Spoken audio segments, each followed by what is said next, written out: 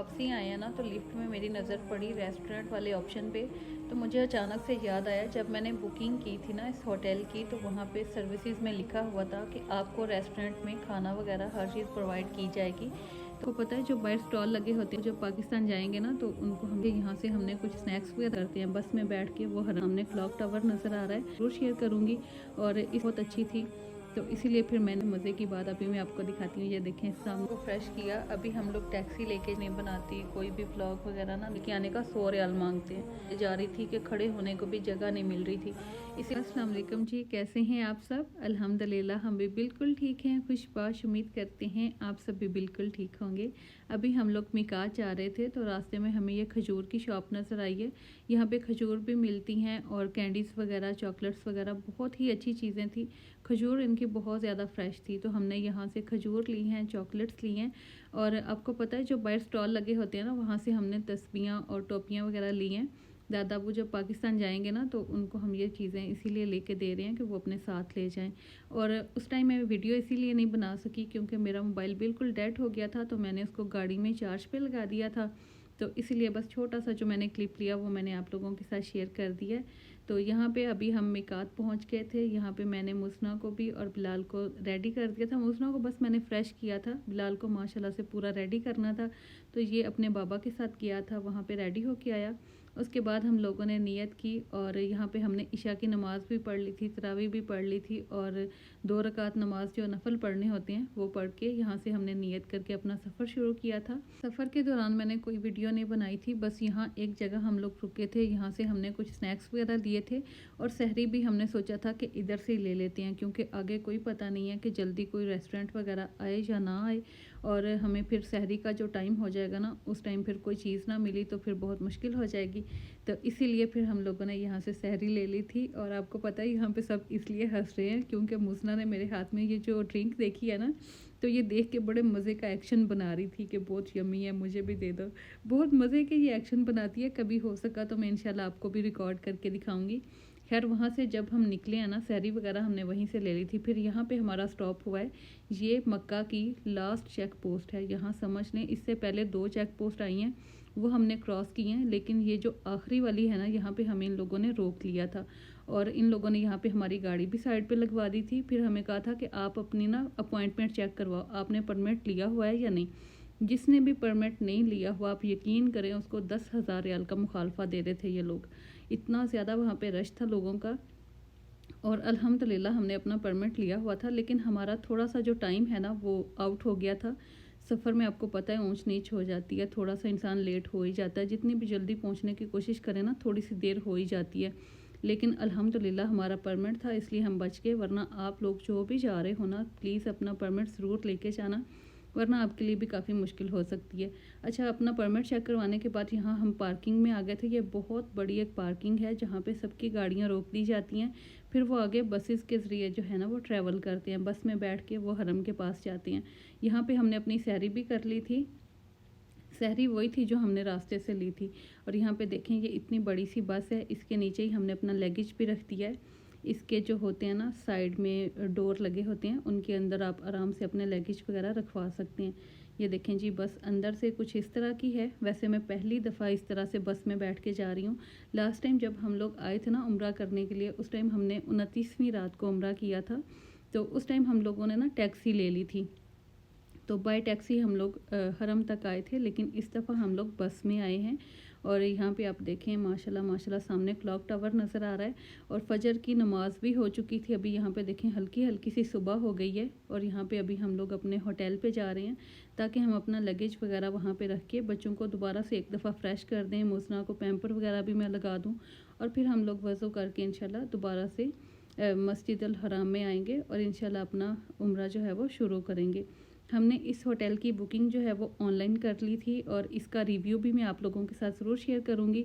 और इस होटल में क्या क्या सर्विसेज दी जाती हैं वो सब भी मैं आप लोगों के साथ ज़रूर शेयर करूंगी। लेकिन माशाल्लाह माशाल्लाह हमें ये होटल बहुत ही रिजनेबल प्राइस में मिला था। तो जो लोग मक्का और मदीना आते रहते हैं ना, उनको अंदाज़ा होगा कि मक्का में होटल ज़्यादा महंगे मिलते हैं, मदीना में फिर भी कुछ ना कुछ मुनासिब मिल ही जाते हैं। लेकिन ये मैंने booking.com से जाके बुकिंग की थी इस होटल की। ये मैंने खुद ही बुकिंग की थी, मुझे बहुत रीज़नेबल रखा था। इसकी सर्विसेज बहुत अच्छी थी। तो इसीलिए फिर मैंने ये बुकिंग की थी। बिलाल के बाबा ने कोई दूसरा होटल दिखा था, बुक किया था, लेकिन वो थोड़ा और ज़्यादा दूर भी था और इससे ज़्यादा एक्सपेंसिव था, लेकिन ये हमें बहुत ही रीज़नेबल भी मिला, बहुत नज़दीक भी है, इसकी सर्विसेज भी बहुत ही अच्छी हैं। मैं सारी चीज़ें आप लोगों के साथ ना इंशाल्लाह आज के व्लॉग में कोशिश करूँगी कि सब शेयर कर दूँ। तो इसलिए फिर हमने वो वाली जो बुकिंग की थी ना, जो बिलाल के बाबा ने की थी, वो हमने कैंसिल कर दी और फिर ये वाली बुकिंग जो है हमने ये अपनी कंटिन्यू रखी। और हमने जो है ना वो पैसे भी 3 दिन के बाद इनके जो है ना अकाउंट में ट्रांसफ़र किए थे। अभी मैं आपको छोटा मोटा सा ये रूम टूर दे रही हूँ। ज़रूरत की हर चीज़ मौजूद है यहाँ पे अल्हम्दुलिल्लाह।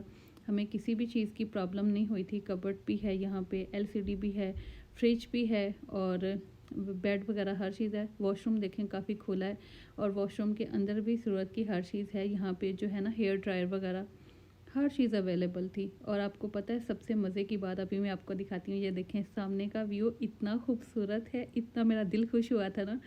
जो भी है ना हर चीज़ नई से नई मैं ही एक्सप्लोर करती हूँ। मेरे हस्बैंड जो है ना वो बहुत ही सिंपल इंसान है, अपने काम से काम रखने वाले हैं। उनको कोई गर्ज नहीं है कि इधर उधर क्या हो रहा है, क्या चीज़ है क्या नहीं है। लेकिन मुझे बहुत इंटरेस्ट होता है, मैं हर चीज़ गौर से देखती हूँ और हर चीज़ में ना जैसे आप कह लें कि जाके ज़रूर एक दफ़ा देखना होता है कि यहाँ क्या है, यहाँ क्या हो रहा है, इस तरह से। लेकिन आप देखें माशाल्लाह ये जन्नतुल माला के बिल्कुल सामने होटल है। ये जो सामने आपको मनाजिर नज़र आ रहे हैं ना, ये पूरा जन्नतुल माला है। यहाँ पे मैं आपको जूम करके दिखाती हूँ। ये पूरा जन्नतुल माला का कब्रिस्तान है। इस तरह से पहले मैंने भी कभी ज़ियारत नहीं की थी। इतना क्लियर, इतना साफ़ शफाफ मैंने भी पहली दफ़ा देखा है और मैंने आप सबको भी साथ ही दिखा दिया कि चलिए आप लोग भी ज़ियारत कर लें। बस यहाँ जल्दी से मैंने बच्चों को फ़्रेश किया। अभी हम लोग टैक्सी लेके जा रहे थे खाना काबा की तरफ, अल्लाह पाक के घर की ज़ियारत के लिए, उम्रा अदा करने के लिए। अभी हम लोग यहाँ मस्जिदुल हराम के बिल्कुल सामने थे। जैसे ही हम इंटर होने लगे ना तो मैंने अपना मोबाइल साइड पे रख दिया था। मेरी ना ये शुरू से ये एक आदत है कि मैं उम्रा के दौरान कोई भी वीडियोस नहीं बनाती, कोई भी व्लॉग वगैरह ना नहीं बनाती, मेरे से नहीं बनाया जाता। तो इसीलिए मैंने पहले मोबाइल साइड पे रख दिया था। लेकिन जब हमारा सफ़ा मरवा का चक्कर मुकम्मल होने लगा ना, उस टाइम मैंने ये छोटा सा क्लिप भी लिया था एंड पे। और साथ ना मैं आपको एक और बात बताती हूँ, हमारे साथ ना बहुत बुरी एक ट्रेजेडी हुई थी।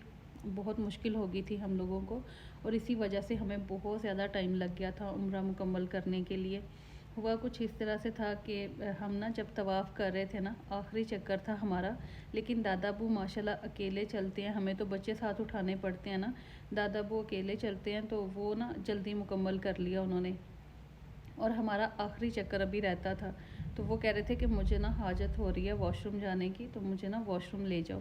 हमने कहा आप थोड़ा सा इंतज़ार करें, हमारा आखिरी चक्कर है, ये मुकम्मल हो जाए तो फिर आपको ना, बिलाल के बाबा जो कह रहे थे कि मैं आपको ना ले जाऊँगा। तो हमने अभी उनसे ऐसे कहा तो वो कहते नहीं मैं ना फिर खुद ही चला जाता हूँ, आप लोग इधर ही मेरा इंतज़ार करना, मैं वापस इधर ही आ जाऊँगा, मुझे रास्ता पता है, मुश्किल नहीं है मेरे लिए जाना, तो मैं खुद ही होके आ जाता हूँ। तो इन्होंने कहा चलें ठीक है अबू, आप ना अगर आ सकती हैं आसानी से तो फिर आप चले जाएं, वरना आप थोड़ा सा इंतज़ार कर लें।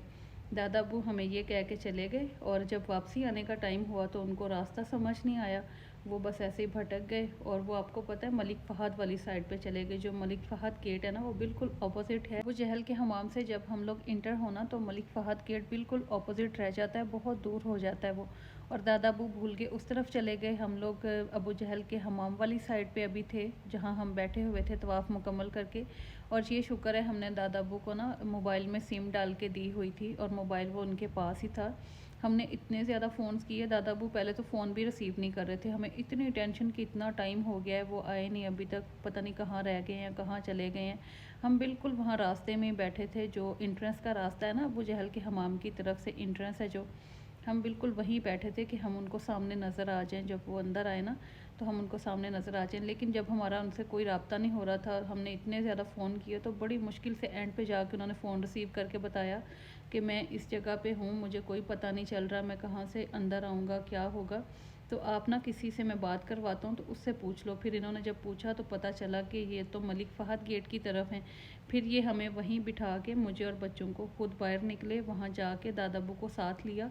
और जुमे का टाइम था, आपको पता है वो मरूर और शुरता जो वहाँ खड़े होते हैं सिक्योरिटी ऑफिसर्स, वो बिल्कुल अंदर नहीं आने दे रहे थे। लेकिन जब ये हमें बिठा के जा रहे थे ना, तो जाते हुए इन्होंने हमारी एक पिक्चर ले ली थी। और आपको पता है जो भी शुरता वगैरह पकड़ के रोक रहा था ना कि आप अब अंदर नहीं जा सकते, ये उसको पिक्चर दिखाते थे कि ये देखें मेरे बीवी बच्चे अंदर हैं, मेरे अब्बू रास्ता भूल गए थे, मैं इनको लेने के लिए बाहर आया हूँ, तो प्लीज़ आप मुझे जाने दें, मेरे बीवी बच्चे वहाँ पे इंतज़ार कर रहे होंगे, प्लीज़ आप लोग ना मुझे जाने दें। और इस तरह ये हमारे पास वापस आए थे। आपको पता है इतना टाइम लग गया, इनको भी काफ़ी दूर तक जाना पड़ा और मुझे भी बच्चों के साथ वहाँ बैठ के बहुत मुश्किल हुई, क्योंकि बच्चे बहुत ज़्यादा तंग कर रहे थे मुझे और इतनी हिम्मत नहीं रही थी हमारे अंदर कि हम लोग जो है ना वो सफ़ा मरवा पैदल चल के कर सकें। और दादा अबू आपको पता है थोड़ी सी उनकी तबीयत ख़राब होना शुरू हो गई, वो तो बस जैसे घबरा गए थे और रोज़ा भी था, तो इस तरह ना उनके तो हाथ पांव कांपना शुरू हो गए थे। फिर हमने ना जल्दी से बस ये बाइक्स लिए और बिलाल के बाबा ने बिलाल और मुसना को अपने साथ बिठा लिया, मैंने दादा अबू को अपने साथ बिठा लिया। तो इस तरह से फिर हमने अपने जो है ना वो सफ़ा मरवा के चक्कर कंप्लीट किए। उसके बाद हमने नवाफिल अदा किए। और आपको पता है ये क्लिप मुझे दोबारा ऐड करना पड़ा, इसके लिए माज़रत, क्योंकि मेरी बात मुकम्मल नहीं हुई थी और वीडियो बहुत आगे चली गई थी, इसीलिए फिर मुझे ये क्लिप ऐड करना पड़ा है। तो बस यहाँ पे अभी हमारा जो है ना वो माशाल्लाह से तवाफ़ और सफ़ा मरवा सब कुछ मुकम्मल हो चुका था। अब हमने दो दो नफल पढ़ने थे और उसके बाद मैंने जो है ना वो कैंची रखी हुई थी अपने पास ही, तो मैंने बच्चों के भी बाल काट दिए, अपने भी। बिलाल के बाबा ने अपने और दादा अबू के इतने इतने बाल काट लिए थे जितने हराम की पाबंदी से निकलने के लिए ज़रूरी होता है, बाकी पूरे बाल वो बाहर निकल के उतरवा लेंगे। तो ये इसीलिए हमने किया क्योंकि हम कल इशा की नमाज़ पढ़ के एहराम की पाबंदी में थे और हमने उम्रा की नीयत की हुई थी। अभी हमारा उम्रा मुकम्मल हो गया था, नवाफिल अदा हो गए थे, तो इसीलिए हमने अपने सारे जो है ना वो सब ने हमने बाल अपने काट लिए ताकि हम एहराम की पाबंदी से निकल आएँ। खुदा न खास्ता एक भी बाल टूट जाए, नाखून टूट जाए, हल्का सा भी बच्चों को खेलते हुए चोट लगे और ब्लड निकल आए तो दम पड़ जाता है। इसलिए फिर हमने इस तरह करके अपना जो है ना वो उम्रा मुकम्मल किया था। उसके बाद हम लोगों ने वहीं पे जुम्मा की नमाज़ अदा की थी हरम के अंदर ही, और उसके बाद हम लोग फिर बाहर निकले थे। बाहर निकल के टैक्सी लेना इतना अज़ाब बन जाता है ना, आप यकीन करें, जुमे के दिन नमाज के बाद जब जुमे की नमाज़ होती है ना, टैक्सी वाले बात नहीं सुनते। जो आने के वहाँ पे आने के 10 रियाल लेते हैं ना, वही वहाँ से वापस रूम तक लेके आने का 100 रियाल मांगते हैं। इनको ना अल्लाह का खौफ नहीं है। आप यकीन करें हम जुमा पढ़ के निकले थे और असर के टाइम हम लोग रूम पे पहुंचे हैं। इतने ख्वार हुए हैं ना इस टैक्सी के चक्कर में। और ये हमारे होटल की बस सर्विस है, लेकिन वहाँ पे ये बसेस इतनी फुल होके जा रही थी कि खड़े होने को भी जगह नहीं मिल रही थी। इसीलिए फिर हमने सोचा था कि हम टैक्सी में आ जाएंगे। खैर हमने वहाँ से फिर टैक्सी ली, रूम पे आए, थोड़ी देर रेस्ट किया, बच्चों को दोबारा से फ़्रेश किया, हम खुद भी फ़्रेश हुए। इफ़्तार के टाइम हम लोग दोबारा मस्जिद आ गए थे, लेकिन आपको पता है हमारा रोज़ा भी आज गाड़ी में ही इफ़्तार हो गया। जो उस टाइम हमारे पास जूस, पानी और खजूर था ना, उसी से हम लोगों ने इफ़्तार किया। फिर हम लोग यहाँ पे आके बैठ गए थे और बिलाल के बाबा गए हुए थे खाना लेने के लिए, क्योंकि हमारे पास ना इसके अलावा और कुछ भी नहीं था। जो हमारे पास बस केक वगैरह था और जूस, पानी, खजूर थी, उसी से हमने इफ़्तार कर लिया था। उसके अलावा खाना वगैरह हमारे पास नहीं था। तो फिर हमने वहीं पे बैठ के हरम के पास ही खाना खाया। वहीं पे हमने इशा की नमाज़ पढ़ी, तरावी पढ़ी। और आप यकीन करें इतना ज़्यादा रश है, मैं आपको बार बार बता रही हूँ, आप यकीन करें, माशाल्लाह माशाल्लाह, मैंने इतना सोचा भी नहीं था। खैर हम जब वापसी आए हैं ना, तो लिफ्ट में मेरी नज़र पड़ी रेस्टोरेंट वाले ऑप्शन पे, तो मुझे अचानक से याद आया जब मैंने बुकिंग की थी ना इस होटल की, तो वहाँ पे सर्विसेज में लिखा हुआ था कि आपको रेस्टोरेंट में खाना वगैरह हर चीज़ प्रोवाइड की जाएगी, तो आप वो फ्री में खा सकते हैं इसी पैकेज के अंदर ही। तो इनके बाबा जो है ना वो बच्चों को लेके ऊपर चले गए। मैंने कहा मैं एक दफ़ा जाकर रेस्टोरेंट देख के आती हूँ कैसा है। जब मैंने आके देखा है तो माशाल्लाह माशाल्लाह यहाँ पे तो पूरा बुफे लगा हुआ था। हर चीज़ यहाँ पे प्रोवाइड की जा रही थी। जितने भी लोग यहाँ पे स्टे कर रहे थे ना होटल में, हर चीज़ प्रोवाइड की जा रही थी, अफ्तारी, सहरी और स्नैक्स वगैरह, हर चीज़ यहाँ पे ना बुफे लगा हुआ था, तो हर चीज़ मिलती थी। तो मैंने फिर बिलाल के बाबा को फ़ोन किया, मैंने कहा आप एक दफ़ा बच्चों को लेके आएँ। हम लोग ऐसे ही ना बस बाहर से खाना लेते रहे और ऐसे ही हम अपने पैसे जो है ना वो हम बाहर ही खर्च करते रहे। हमें ये ख्याल ही नहीं आया कि हमने जो सर्विसेज ली हैं हम एक दफ़ा उन पे नज़रसानी कर लें, एक दफ़ा गौर फिक्र कर लें, ताकि हमें पता चल जाए कि इस होटल के पैकेज में हमें क्या चीज़ें मिल रही हैं साथ। खैर हमने वहाँ से थोड़ा बहुत खाना खाया, उसके बाद हम लोग ऊपर रूम में आ गए थे। अभी हम लोग रेस्ट करेंगे, इंशाल्लाह दोबारा आपसे सहरी में मिलेंगे। उस टाइम तक के लिए अपना बहुत सारा ख्याल रखें, हमें भी अपनी दुआ में याद रखें। और हाँ, मैंने आप सबके लिए बहुत सारी दुआ की थी, स्पेशली अपने पाकिस्तान के लिए, अपने सब बहन भाइयों के लिए और पूरी उम्मत मुस्लिमा के लिए दुआ की थी। जिन लोगों ने मुझे कमेंट्स किए थे उन सब के लिए भी। तो अल्लाह पाक सबके लिए की गई दुआएं कबूल करें। इंशाल्लाह फिर मिलेंगे। अल्लाह हाफिज़।